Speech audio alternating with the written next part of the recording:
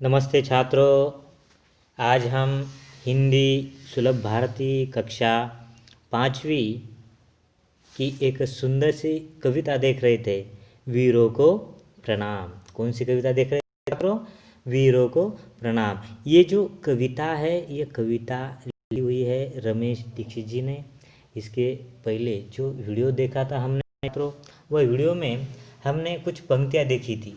वीरों को प्रणाम, ये जो कविता है, ये कविता के कुछ पंक्तियाँ हमने जो कविता की जो पंक्तियाँ देखी थी, वह कविता की पंक्तियाँ हमने सरल अर्थ भी देखा था, जो कि पिछले वीडियो में। तो आज चलिए, आपको पेज नंबर 40 निकालना है छात्रों। 40 पर आप देख सकते हो वीरों को प्रणाम। ये सुंदर सी कविता आपको दिखाई दे रही है। ये आपको पढ़नी भी है और वो आपको गानी भी है छात्रों। तो हम देख रहे हैं हिंदी सुलभ भारती कक्षा 5वीं वीरों को प्रणाम लिखी हुई है रमेश दीक्षित जी ने। तो चलिए छात्रों, मैं सबसे पहले आपको ये कविता का पाठ परिचय करवाता हूँ। सबसे पहले ये जो कविता है, ये कविता का मैं पाठ परिचय आपको सबसे पहले करवाना चाहता हूँ। आपको तो पता ही छात्रों, आज हमारा जो देश है वह आज़ाद है। हम किसी के गुलाम हैं क्या? तो बिल्कुल नहीं। तो हम फिलहाल आज़ाद है। और ये आज़ादी हमें कैसी मिली है? तो मुफ्त में मिले हैं क्या? तो बिल्कुल नहीं। ये देश की जो आज़ादी है, ये आज़ादी के लिए सैकड़ों देशभक्तों ने, हजारों, उन्होंने अपने प्राण त्याग दिए, वह शहीद हुए हैं। किसके लिए? तो ये देश के मिट्टी के लिए, ये धरती के लिए उन्होंने अपनी जान की आहुति, उन्होंने अपने प्राण वहाँ पर त्याग दिए। जो कि हम हजारों जनों के नाम, जो कि हजारों देशभक्त है, जो कि आज भी आप देख सकते हो कि आपकी जो सीमाएं होती है भारत देश की, वह सीमाओं पर हजारों जवान वहाँ पर, जो कि दुश्मनों पर जो दुश्मनों ने जो भी कभी हमला जब करते हैं, तो उनका प्रति उत्तर वहाँ पर वह देते हैं, क्योंकि उसी पर लड़ते लड़ते वह कभी कभी शहीद भी हो जाते। तो ऐसे हजारों देशभक्त जो जवान हैं, उन्होंने अपने ये सिर्फ धरती के लिए, अपने ज़मीन के लिए, ये मिट्टी के छोटे छोटे कण के लिए उन्होंने अपने प्राण वहाँ पर त्याग दिए छात्रों। तो यही इस कविता में भी जो शहीद, जो वीर है, ये वीरों को प्रणाम, ये कविता के मार्फत या कविता के माध्यम से रमेश दीक्षित जी ने किया गया है छात्र। तो चलिए, आपको पेज नंबर 40 निकालना है छात्रों। ये सबसे पहले ये कविता मैं आपको पढ़कर बताने वाला हूँ। तो देखिए, शुरू करता हूँ, जो कि सिर्फ सबसे पहले मैं वीरों को प्रणाम लिखी हुई है रमेश दीक्षित जी ने। ये कविता सबसे पहले मैं पढ़कर बताने वाला हूँ। फिर उसके बाद जो बची हुई जो पंक्तियाँ हैं, वो पंक्तियों का मैं सरलार्थ आपको बताने वाला हूँ छात्रों। तो देखिए, देश की मिट्टी का कन कन है, देश की मिट्टी का कन कन है, जिन्हें प्राण से प्यारा। देश की मिट्टी का कन कन है, जिन्हें प्राण से प्यारा, प्रणाम ऐसे वीरों को सौ सौ बार हमारा। यह ऐसी धरती है जहाँ पर गंगा जमुना बहती, देश पर मर मिटने की हरदम धुन सी रहती। वीरों के बलिदान से चमका हिंद वतन का तारा, नमस्कार ऐसे वीरों को सौ सौ बार हमारा। यह आज़ादी नहीं मिली है हमें किसी से भीख में, यह आज़ादी नहीं मिली है हमें किसी से भीख में, सीखा हम लोगों ने कुछ तो प्राण अर्पण की सीख में। देश की मिट्टी का कन कन है, जिन्हें प्राण से प्यारा, प्रणाम ऐसे वीरों को सौ सौ बार हमारा। ये जो कविता है, ये कविता मैंने सबसे पहले पढ़कर बता दिया।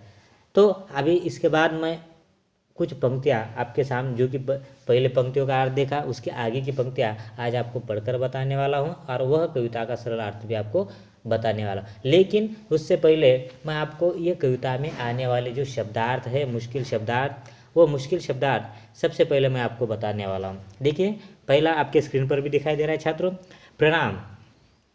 प्रणाम यानी क्या? नमस्कार। धरती, धरती यानी जमीन। हरदम यानी हर समय, हमेशा। बलिदान यानी किसी उच्च उद्देश्य के लिए प्राण देना, उसे आप शहीद भी कर सकते हो। उसके बाद प्राण अर्पण, प्राण अर्पण यानी प्राण अर्पण करना छात्रों। ये थे वीरों को प्रणाम, ये कविता में आए हुए मुश्किल शब्दार्थ। तो चलिए छात्रों, ये जो पंक्तियाँ आपके सामने दिखाई दे रही है, आपको पेज नंबर 40 निकालना है। हमने कल कौन सी पंक्तियाँ देखी वो सबसे पहले बताऊंगा आपको। देखिए, देश की मिट्टी का कन कन है, जिन्हें प्राण से प्यारा, प्रणाम ऐसे वीरों को सौ सौ बार हमारा। यह ऐसी धरती है जहाँ पर गंगा जमुना बहती, देश पर मर मिटने की हरदम धुन सी रहती। वीरों के बलिदान से चमका हिंद वतन का तारा, चमका हिंद वतन का तारा, नमस्कार ऐसे वीरों को सौ सौ बार हमारा। ये पंक्तियों यहाँ तक हमने कविता का सरलार्थ देखा था। हर शब्द, हर पंक्तियाँ मैंने आपको उसका स्पष्टीकरण भी आपको दिया था। तो आज उसके आगे की पंक्तियाँ देखेंगे छात्रों। देखिए, आज हम ये आगे की पंक्तियाँ देख रहे हैं, उसका सरलार्थ भी आज ये वीडियो में हम देखने वाले। देखिए, यह आज़ादी नहीं मिली है, यह आज़ादी नहीं मिली है, हमें किसी से भीख में, सीखा हम लोगों ने कुछ तो प्राण अर्पण की सीख में। देश की मिट्टी का कन कन है, जिन्हें प्राण से प्यारा, प्रणाम ऐसे वीरों को सौ सौ बार हमारा। देखिए, ये जो आज़ादी मिली है हमें, देखिए रमेश दीक्षित जी ये कविता में क्या क्या बता रहे हैं, ये आज़ादी नहीं मिली है हमें किसी से भीख में। ये जो आज़ादी हमें मिली है, ये आज़ादी हमें किसी से भीख में मिली है क्या? तो बिल्कुल नहीं है छात्रों। यह आज़ादी हमें किसी ने भीख में नहीं दी है। क्यों? क्योंकि ये आज़ादी मिलाने के लिए हजारों देशभक्तों ने, हजारों जवानों ने वह अपने ये धरती के लिए, ये ज़मीन के लिए, ये आज़ादी के लिए इन्होंने अपने प्राण त्याग दिए। उन्होंने वह देश के लिए शहीद हो गए। ये ऐसे ही मिली है क्या? तो नहीं, हजारों देशभक्तों ने आपने जो खून से, जो कि आपको बता दो, ये खून से ये आज़ादी हमें प्राप्त कर दी है। क्योंकि उन्होंने हजारों देशभक्तों ने अपने जान की आहुति लगाकर वहाँ पर ये आज़ादी मिली है। कि हमें किसी से भीख में मिली है क्या? तो बिल्कुल नहीं। ये दो पंक्तियों का अर्थ देखी जाए तो ये आज़ादी नहीं मिली है हमें किसी से भीख में, यानी ये आज़ादी हमें किसी से भीख में नहीं मिली है। हमने जो कुछ सीख, देखिए हमने जो ये हमें किसी से भीख में मिली है क्या? तो बिल्कुल नहीं। आगे की पंक्ति देखिए, सीखा हम लोगों ने कुछ तो प्राण अर्पण की सीख में। देखिए, प्राण अर्पण मैंने पहले ही बताया था, ये जो वर्ड्स है, ये शब्द है, ये पहले ही मैंने बताया। प्राण अर्पण यानी प्राण अर्पण करना। देखिए, ये आज़ादी कैसे मिली है हमें? तो सीखा हम लोगों ने कुछ तो, हमने जो कुछ सीखा है। देखिए, सीखा हम लोगों ने कुछ तो, यानी हमने जो कुछ सीखा है वह क्या है? देखिए, प्राण अर्पण की सीख में। प्राण अर्पण यानी प्राण की जो कि बाजी लगाना, यानी प्राण अर्पण कर देना, यानी वह अपने प्राणों को अर्पित करके ही सीख हमें मिली है छात्रों। देखिए, हमने किस प्रकार की सीख मिली है? तो जो कि हमारे जो हजारों जो जवान हैं, जो देशभक्त है, ये देशभक्तों ने क्या क्या है? अपने प्राणों की आहुति दी। वह प्राण अर्पित कर दिया। किसके लिए? ये धरती के लिए, ज़मीन के लिए, ये आज़ादी के लिए।